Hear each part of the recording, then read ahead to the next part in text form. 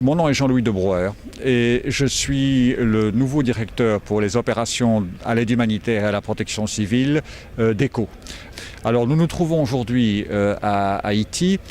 pour une série de réunions entre le groupe informel de ceux qu'on appelle les champions de la résilience et non seulement le gouvernement et les autorités haïtiennes, mais aussi nos partenaires et la société civile en vue de promouvoir un agenda de résilience en Haïti.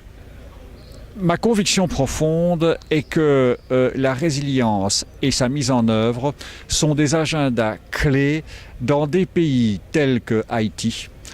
ou certains pays d'Afrique dans lesquels nous sommes très engagés à l'heure actuelle, dont le défi humanitaire résulte en fait essentiellement de questions structurelles récurrentes. Il peut s'agir de problèmes de nutrition en Afrique, il peut s'agir de problèmes de gestion des désastres naturels ou climatiques en Haïti.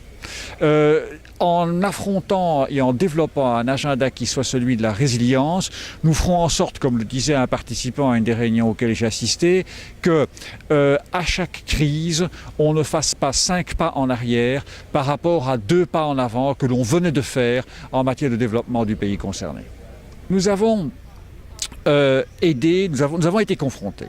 depuis le tremblement de terre, mais je pense aussi avant le tremblement de terre, à cette réalité qui fait que Haïti est un pays particulièrement sensible et fréquemment frappé par des catastrophes naturelles de toutes sortes. Donc le point d'entrée de l'agenda résilience sera manifestement pour Haïti la prévention des crises, la gestion intégrée des crises, la mitigation de leurs risques et aussi l'aide à la première intervention, à la première réaction qui, comme chacun sait, est la plus importante.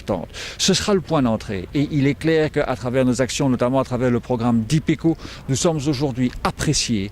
par les opérateurs haïtiens, cela m'a encore été répété ce matin par la directrice générale à la protection civile, comme ayant été ceux qui ont en quelque sorte mis le pied à l'étrier des autorités haïtiennes et leur ont permis de lancer les premiers programmes qui leur permettent aujourd'hui, par exemple, comme ça a été le cas pour les 2 cyclones Sandy et Isaac, d'avoir une meilleure réaction que celle qu'elle aurait pu être il y a quelques années.